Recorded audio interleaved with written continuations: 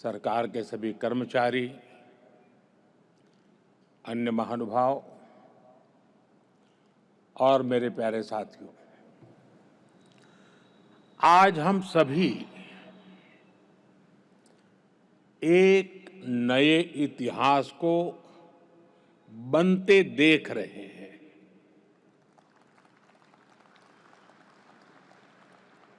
आज विक्रम संवत 2082 फाल्गुन कृष्ण पक्ष विजया एकादशी, ये महत्वपूर्ण शुभ दिन माघ 24 शक संवत 1947 का पुण्य अवसर और आज की प्रचलित भाषा में कहूं तो 13 फरवरी का ये दिन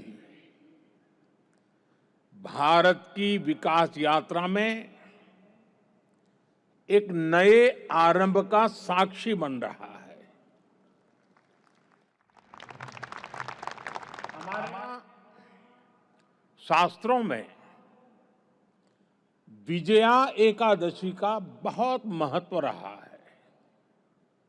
इस दिन जिस संकल्प के साथ आगे बढ़ते हैं उसमें विजय अवश्य प्राप्त होती है। आज हम सभी भी विकसित भारत का संकल्प लेकर सेवा तीर्थ में, कर्तव्य भवन में प्रवेश कर रहे हैं। अपने लक्ष्य में विजयी होने का दैवीय आशीर्वाद हमारे साथ है। मैं आप सभी को, पीएमओ की पूरी टीम को, कैबिनेट सचिवालय और विभिन्न विभागों के सभी कर्मचारियों को सेवा तीर्थ और नए भवनों की बधाई देता हूं। मैं इनके निर्माण से जुड़े सभी इंजीनियर्स का और श्रमिक साथियों का आभार व्यक्त करता हूं। साथियों, आजादी के बाद साउथ ब्लॉक और नॉर्थ ब्लॉक जैसी इमारतों से देश के लिए अनेक अहम निर्णय हुए, नीतियां बनी। लेकिन ये भी सच है कि ये इमारतें ब्रिटिश साम्राज्य के प्रतीक के तौर पर बनाई गई थी। इन इमारतों को बनाने का मकसद भारत को सदियों तक गुलामी की जंजीरों में जकड़े रखना था।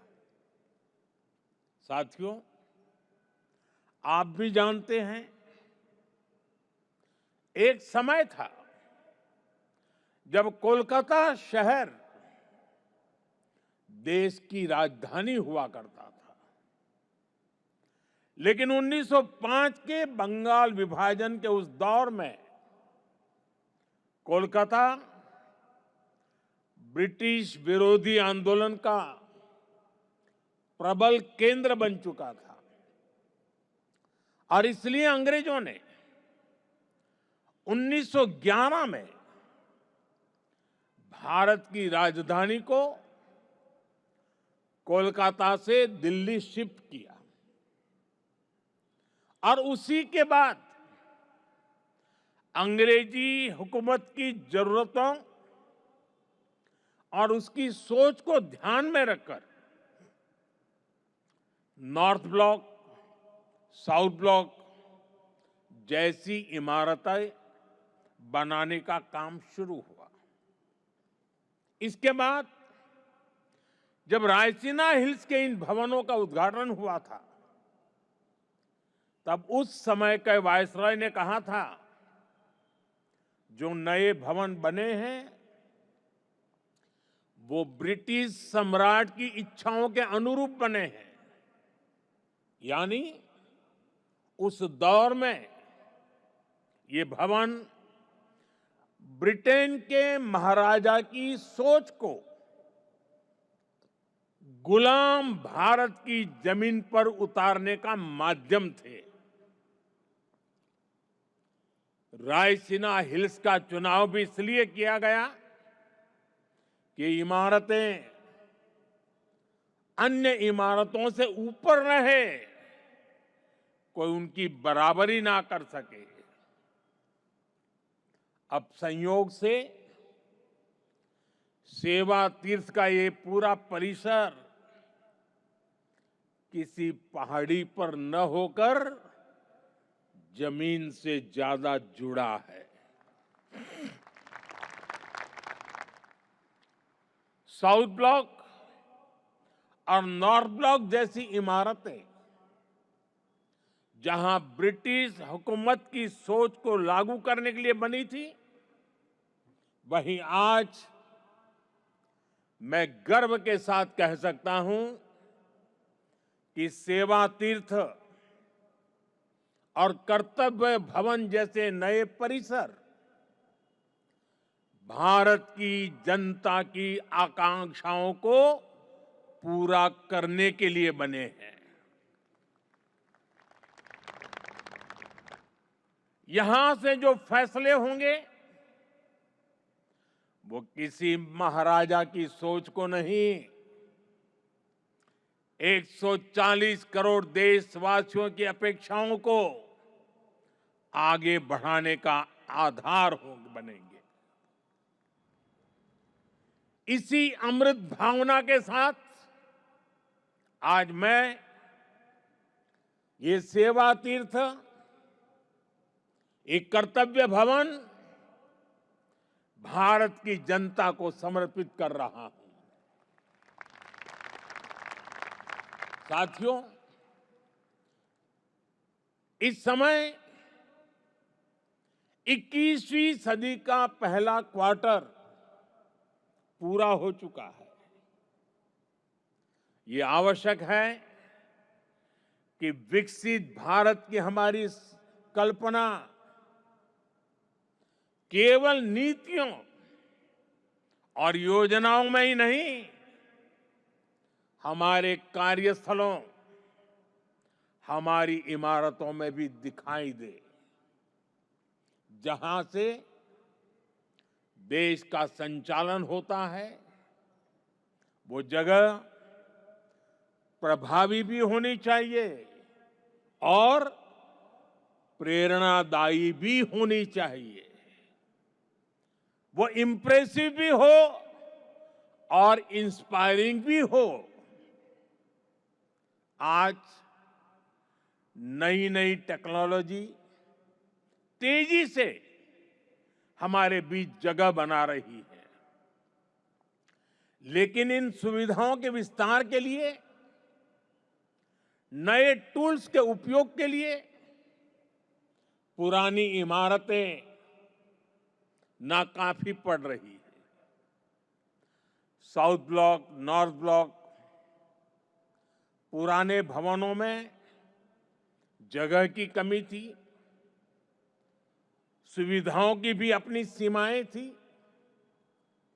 करीब करीब 100 साल पुरानी ये इमारतें भीतर से जर्जर होती जा रही थी। इसके अलावा भी कई चुनौतियां थी। मैं समझता हूं इन चुनौतियों के बारे में भी देश को निरंतर बताया जाना जरूरी है। जैसे आजादी के इतने दशकों के बाद भी भारत सरकार के अनेकों मंत्रालय दिल्ली के 50 से ज्यादा अलग अलग स्थानों से चल रहे हैं। हर साल इन मंत्रालयों की इमारतों के किराए पर ही प्रति वर्ष 1,500 करोड़ रुपए से ज्यादा खर्च हो रहे हैं।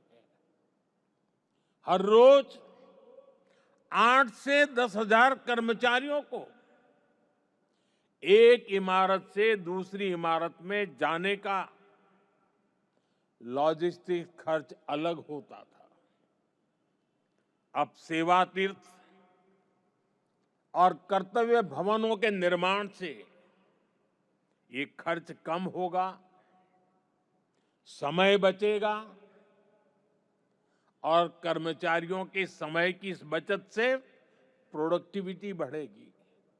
साथियों, इस बदलाव के बीच निश्चित तौर पर पुराने भवन में बिताए गए वर्षों की स्मृतियां हमारे साथ रहेगी। अलग अलग समय की चुनौतियों से जूझते हुए वहां से कई महत्वपूर्ण फैसले किए गए हैं। वहां से देश को नई दिशा मिली, सुधार की अनेक पहलें हुई। वो परिसर, वो इमारत भारत के इतिहास का अमर हिस्सा है। इसलिए हमने उस भवन को देश के लिए समर्पित म्यूजियम बनाने का फैसला किया है। वो युगे युगीन भारत म्यूजियम का ही हिस्सा होगी। वो इमारत देश की आने वाली पीढ़ी के लिए एक प्रेरणा केंद्र बनेगी। नई पीढ़ी के युवा जब वहां जाएंगे तो ऐतिहासिक लेगेसी उनका मार्गदर्शन करेगी। साथियों, विकसित भारत की इस यात्रा में ये बहुत जरूरी है कि भारत गुलामी की मानसिकता से मुक्त होकर आगे बढ़े। दुर्भाग्य है, आजादी के बाद भी हमारे यहां गुलामी के प्रतीकों को ढोया जाता रहा। आप देखिए, पहले क्या स्थिति थी। प्रधानमंत्री निवास जहां है उसे रेस कोर्स कहा जाता था। उपराष्ट्रपति के लिए कोई निवास स्थान तय ही नहीं था। राष्ट्रपति भवन तक आने वाले रास्ते को लोकतंत्र में राजपथ कहा जाता था। आजाद भारत में जो सैनिक शहीद हुए उनके लिए कोई स्मारक ही नहीं था। जो सुरक्षा बल, जो पुलिसकर्मी शहीद हुए उनके लिए भी कोई स्मृति स्थल नहीं था। यानी 1947 में स्वतंत्र हुए देश की राजधानी, जहां से देश के बड़े बड़े निर्णय होते थे, वो पूरी तरह गुलामी की मानसिकता में जकड़ी हुई थी। दिल्ली की इमारतों, सार्वजनिक स्थानों, ऐतिहासिक स्थलों पर गुलामी के चिन्ह ही भरे पड़े हैं। लेकिन साथियों, कहते हैं ना, समय का चक्र कभी भी एक जैसा नहीं रहता। 2014 में देश ने तय किया कि गुलामी की मानसिकता अब और नहीं चलेगी। हमने गुलामी की इस मानसिकता को बदलने का अभियान शुरू किया। हमने वीरों के नाम नेशनल वॉर मेमोरियल बनाया। हमने पुलिस की वीरता को सम्मान देने के लिए पुलिस स्मारक बनाए। रेस कोर्स रोड उसका नाम बदलकर लोक कल्याण मार्ग रखा गया। और ये केवल नाम बदलने का निर्णय नहीं था, ये सत्ता के मिजाज को सेवा की भावना में बदलने का पवित्र प्रयास था। साथियों, हमारे इन फैसलों के पीछे एक गहरी भावना है, एक विजन है। ये हमारे वर्तमान, हमारे अतीत और भविष्य को भारत के गौरव से जोड़ती है। जिस जगह को पहले राजपथ के नाम से जाना जाता था, वहां न पर्याप्त सुविधाएं थी, न आम नागरिकों के लिए समुचित व्यवस्था। हमने उसे कर्तव्य पथ के रूप में विकसित किया। आज वही स्थान परिवारों, बच्चों, देश भर से आने वाले नागरिकों के लिए एक जीवंत सार्वजनिक स्थल बन चुका है। इसी परिसर में नेताजी सुभाष चंद्र बोस की भव्य प्रतिमा स्थापित की गई। लंबे समय तक हमारी राजधानी में अपने महान नायकों की स्मृति को इस रूप में स्थान नहीं मिला था। हमने यह तय किया कि देश की नई पीढ़ी राजधानी के केंद्र में अपने नायकों से प्रेरणा ले। राष्ट्रपति भवन परिसर में भी परिवर्तन किए गए। मुगल गार्डन का नाम बदलकर अमृत उद्यान किया गया। जब पुरानी संसद के पास नए संसद भवन का निर्माण हुआ, तो हमने पुराने भवन को भुलाया नहीं। हमने उसे संविधान सदन के रूप में नई पहचान दी। जब अलग अलग मंत्रालयों को एक परिसर में लाया गया, तो उन भवनों को कर्तव्य भवन का नाम दिया गया। नाम बदलने की ये पहल केवल शब्दों का बदलाव नहीं है। इन सभी प्रयासों के पीछे वैचारिक सूत्रता एक ही है। स्वतंत्र भारत की स्वतंत्र पहचान, गुलामी से मुक्त निशान। साथियों, नए प्रधानमंत्री कार्यालय का नाम है सेवा तीर्थ। सेवा की भावना ही भारत की आत्मा है। सेवा की भावना ही भारत की पहचान है। श्री रामकृष्ण परमहंस जी कहते थे, शिव ज्ञान से जीव ज्ञान सेवा। यह विचार केवल आध्यात्मिक नहीं है, यह राष्ट्र निर्माण का दर्शन है।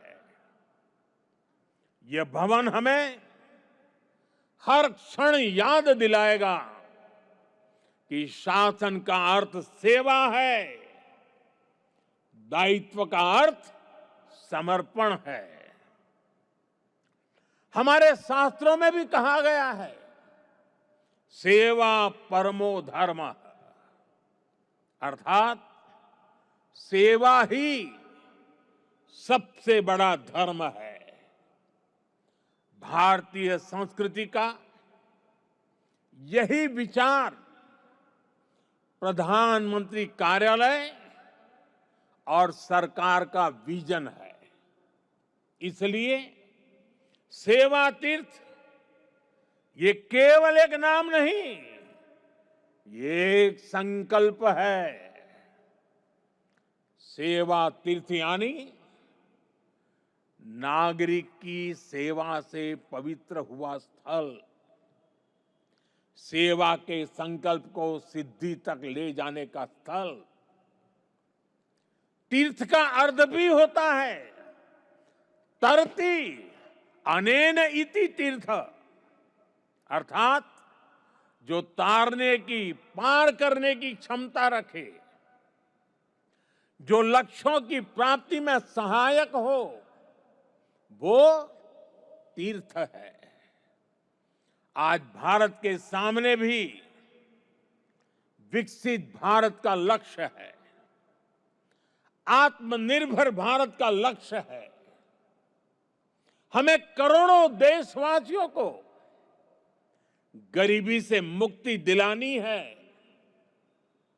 हमें देश को गुलामी की मानसिकता से मुक्ति दिलानी है, और ये काम सेवा के सामर्थ्य से ही सिद्ध होगा।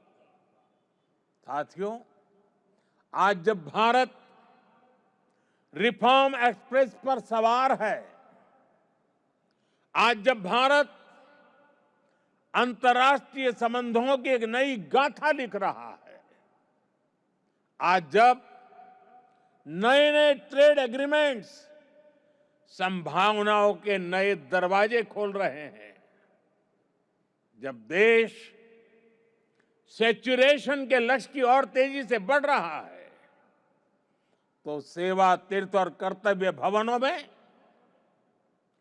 आप सबके काम की नई गति और आपका नया आत्मविश्वास देश के लक्ष्यों को प्राप्त करने में बहुत बड़ी भूमिका निभाएगा। साथियों, हमारी संस्कृति कहती है, हर शुभ कार्य से पहले स्वस्ति वाचन, मंगल की कामना, शुभ का संकल्प, वेद का मंत्र हमें दिशा देता है। आनो भद्राः क्रतवो यन्तु विश्वतः, अर्थात कल्याणकारी विचार हर दिशा से हम तक आते रहें, यही इस भवन की आत्मा होनी चाहिए। भारत के महान लोकतंत्र में जनता के विचार ही हमारी शक्ति है, जनता के सपने ही हमारी पूंजी है, जनता की अपेक्षाएं हमारी प्राथमिकता है, जनता की आकांक्षाएं ही हमारा मार्गदर्शन है। इन भावनाओं और इस भवन के बीच कोई दीवार नहीं होनी चाहिए, कोई दूरी नहीं होनी चाहिए।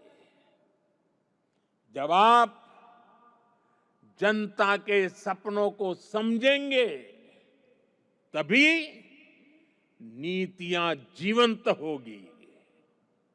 जब आप जनता की आकांक्षाओं को महसूस करेंगे, तभी निर्णय प्रभावी होंगे। पिछले 11 वर्षों में हमने गवर्नेंस का एक नया मॉडल देखा है, एक ऐसा मॉडल जहां निर्णय का केंद्र भारत का नागरिक है। नागरिक देवो भव, ये केवल वाक्य नहीं है, ये हमारी कार्य संस्कृति है। इसे आत्मसात कर आपको इन नए भवनों में प्रवेश करना है। सेवा तीर्थ में लिया गया हर निर्णय, यहां चलने वाली हर फाइल, यहां बिताया गया हर क्षण 140 करोड़ देशवासियों के जीवन को बेहतर बनाने के लिए होना चाहिए। मैं हर अधिकारी से, हर कर्मचारी से, हर कर्मयोगी से कहना चाहता हूं, जब भी आप इस भवन में कदम रखें, पल भर के लिए रुक जाएं, कुछ क्षण ठहरे, अपने आप से पूछे, क्या आज का मेरा कार्य करोड़ों देशवासियों के जीवन को आसान बनाएगा? यही आत्ममंथन इस स्थान की सबसे बड़ी शक्ति बनेगा। साथियों, हम यहां अधिकार दिखाने नहीं आए हैं, हम यहां जिम्मेदारी निभाने आए हैं। और हमने देखा है, जब शासन सेवा भाव से चलता है तो परिणाम भी असाधारण होते हैं। और तभी तो 25 करोड़ लोग गरीबी से बाहर निकलते हैं, तभी तो अर्थव्यवस्था नई गति पकड़ती है। साथियों, आज विकसित भारत 2047 सिर्फ हमारा लक्ष्य नहीं है, यह विश्व की निगाहों में भारत की प्रतिज्ञा है। और इसलिए यहां बनने वाली हर नीति, यहां होने वाला हर निर्णय सेवा की निरंतर भावना से प्रेरित होना चाहिए। और एक दिन जब आप सेवानिवृत्त होकर या स्थानांतरण के बाद इस भवन से विदा लेंगे, आप पीछे मुड़कर देखेंगे, अपने आज के दिनों को गर्व के साथ याद करेंगे। तब आप स्वयं से कह सकेंगे कि हां, जितने दिन मैं सेवा तीर्थ में रहा, कर्तव्य भवन में रहा, हर दिन मैंने देश के नागरिकों की सेवा की, हर निर्णय राष्ट्र के हित में लिया। वह क्षण आपको सुकून देगा, वह क्षण आपकी सबसे बड़ी उपलब्धि होगा, वह क्षण आपकी व्यक्तिगत पूंजी होगा। और वही पूंजी आपके जीवन को गौरव से भर देगी। साथियों, महात्मा गांधी की भावना थी, कर्तव्य की बुनियाद पर ही अधिकार की भव्य इमारत का निर्माण होता है।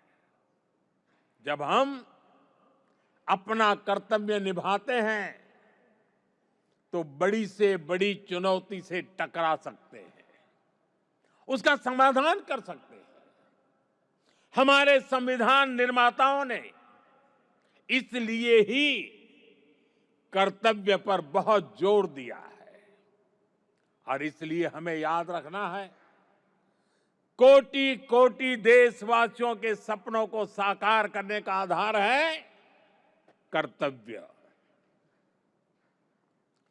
कर्तव्य आरंभ है, कर्तव्य इस जीवंत राष्ट्र की प्राणवायु है। करुणा और कर्मठता के स्नेह सूत्र में बंधा कर्म है कर्तव्य, संकल्पों की आस है कर्तव्य, परिश्रम की पराकाष्ठा है कर्तव्य, हर समस्या का समाधान है कर्तव्य, विकसित भारत का विश्वास है कर्तव्य। कर्तव्य समता है, कर्तव्य ममता है, कर्तव्य सार्वभौमिक है, कर्तव्य सर्वस्पर्शी है। सबका साथ, सबका विकास के भाव में पिरोया मंत्र है कर्तव्य। राष्ट्र के प्रति समर्पण का भाव है कर्तव्य। हर जीवन में ज्योति जगा दे वो इच्छा शक्ति है कर्तव्य। आत्मनिर्भर भारत का उल्लास है कर्तव्य। भावी पीढ़ी के उज्जवल भविष्य की गारंटी है कर्तव्य। मां भारती की प्राण ऊर्जा का ध्वजवाहक है कर्तव्य। राष्ट्र के प्रति भक्ति भाव से किया हर कार्य है कर्तव्य। नागरिक देवो भव की साधना का जागरूक पथ है कर्तव्य। साथियों, कर्तव्य की इसी भावना से, इस भावना को सर्वोपरि रखते हुए हमें सेवा तीर्थ और नए बने भवनों में कर्तव्य भाव से प्रवेश करना है। साथियों, आज भारत तेजी से आगे बढ़ रहा है, एक नई ऊंचाई की ओर, एक नए युग की ओर।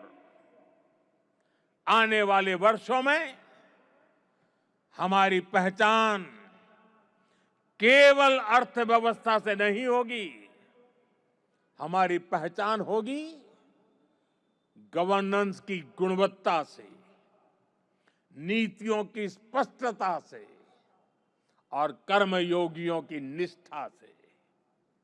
सेवा तीर्थ और कर्तव्य भवनों में लिया गया हर निर्णय केवल एक फाइल का फैसला नहीं होगा,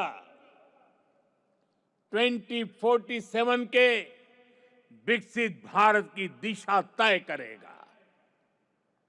याद रखिए, 2047 का लक्ष्य सिर्फ एक तारीख नहीं है, वो 140 करोड़ सपनों की समय सीमा है। इस यात्रा में हर संस्थान महत्वपूर्ण है,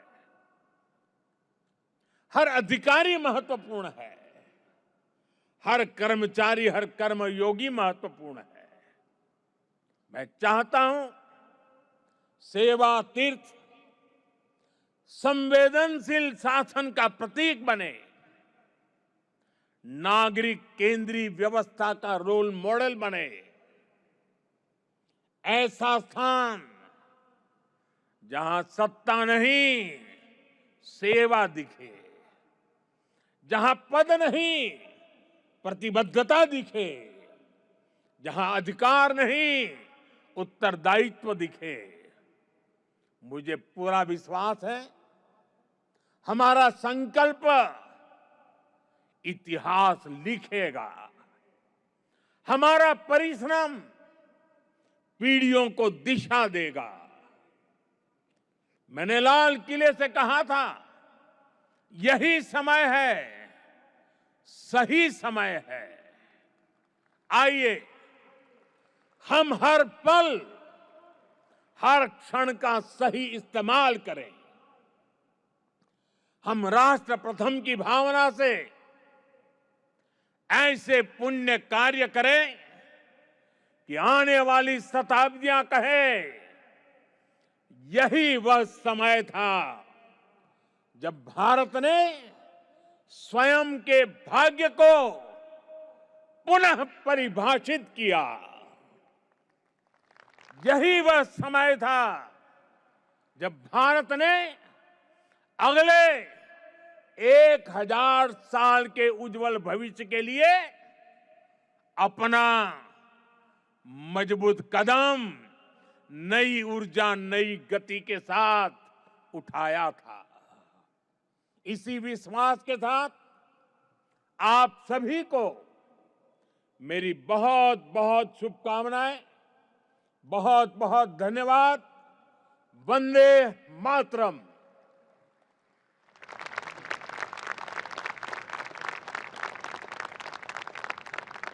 तीज से प्रधानमंत्री मोदी का अभिभाषण इस समय आप सुन रहे थे। यही समय है, सही समय है। और कई प्रमुख बिंदुओं पर बातचीत करते हुए प्रधानमंत्री मोदी सेवा तीर्थ भवन से देखे गए। हमारा परिश्रम पीढ़ियों को लाभ पहुंचाएगा, यही समय है, सही समय है, ये कहते हुए प्रधानमंत्री मोदी नजर आए हैं। हमारा संकल्प इतिहास रचने जा रहा है। दरअसल आज पीएमओ का पता बदल चुका है। सेवा तीर्थ जो कि पीएमओ का नया पता और ठिकाना होगा, और यहां इस भवन से प्रधानमंत्री मोदी का संबोधन इस समय आप सुन रहे थे।